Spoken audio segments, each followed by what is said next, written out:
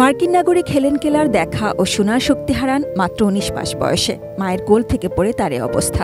শৈশবে শিক্ষিকা Annie Sullivan Mansfield হেলেনের জীবনে আশীর্বাদ হয়ে এসেছিলেন। স্পর্শে বস্তু চেনানো সহ নানাভাবে শিক্ষিত করে তোলেন হেলেনকে, যার সুফল পেয়েছে বিশ্ব। প্রতিবন্ধী শিশুদের অধিকার নিয়ে আজীবন লড়াই করেছেন হেলেন। হেলেন কেলারের জ্ঞান ও মানবতা উজ্জ্বল উদাহরণ হয়ে আছে বিশ্বময়।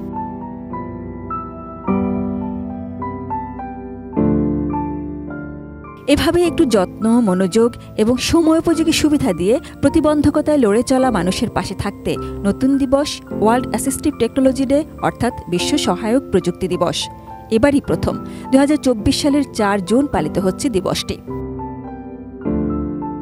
সবাই স্বাস্থ্যকর জীবনযাপনের সুযোগ পাবে এবং তাদের সত্যিকারের সম্ভাবনায় পৌঁছাবে, এই চাওয়া নিয়ে এই দিবস। বাংলাদেশের সহায়ক প্রযুক্তি ব্যবহারকারীদের অবস্থার উন্নয়নে নতুন একটি প্রকল্প নিয়েছে Helen Keller international. UN office for project services UNOPS এর ব্যবস্থাপনায় এটিস্কেল এবং USAIDর সহায়তায় building A pipeline of countries for assistive technology investments Bangladesh নামে এই প্রকল্প। ১৯৭৮ সালে প্রথম হেলেন কেলার কাজ করেন ভিটামিন এ ক্যাম্পেইনিং দিয়ে, এবং এরই ধারাবাহিকতায় আমরা কাজ করছি এই ধরনের কিছু এভিডেন্স তৈরি করার জন্য, যেন বাংলাদেশ সরকারকে আমরা সহযোগিতা করতে পারি এই তথ্যগুলো দিয়ে, যেন তারা পরবর্তীতে তাদের বাণিজ্যিক মন্ত্রণালয় থেকে এবং অন্যান্য যারা এক্সটার্নাল ডোনার আছেন, যারা মূলত এই সহায়ক প্রযুক্তিতে ইনভেস্ট করতে ইচ্ছুক, তাদেরকে এই তথ্যগুলো দিয়ে তাদেরকে অ্যাকচুয়ালি আকর্ষণ করতে পারে।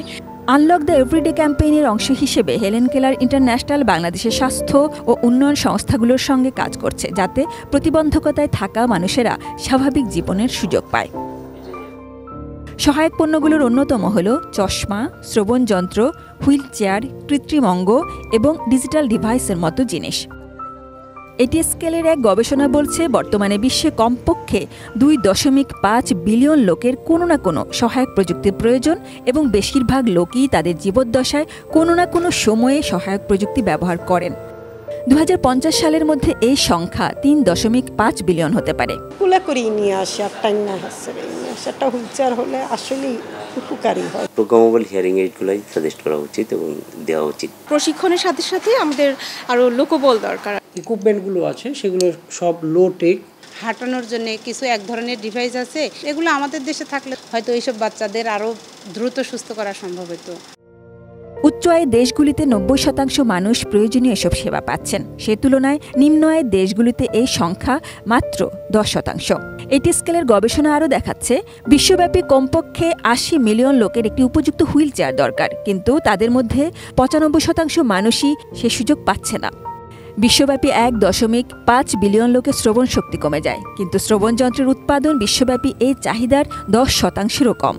আমরা নর্মালি হুইল চেয়ার দিই, কাস্টমাইজ হুইল চেয়ার, অনেক সময় ইলেকট্রিক হুইল চেয়ার আমরা দিই অনেক সময় প্রয়োজন হলে। তারপরে আমরা সাদা ছুরি দিই, চশমাগুলো দেওয়া হয়। কারণ অনেকের আছে হাত পা নেই, অনেক সময় হয়তো তারা যোগাযোগ করে আমাদের সাথে, তখন হয়তো আমরা কাস্টমাইজ করে তাদের সেই হাত কিংবা পাগুলো তৈরি করে দিই।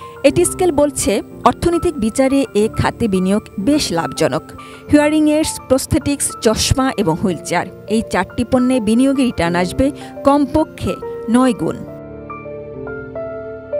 সহযোগিতায় USAID, UNOPS, এটিস্কেল এবং হেলেন কেলার ইন্টারন্যাশনাল।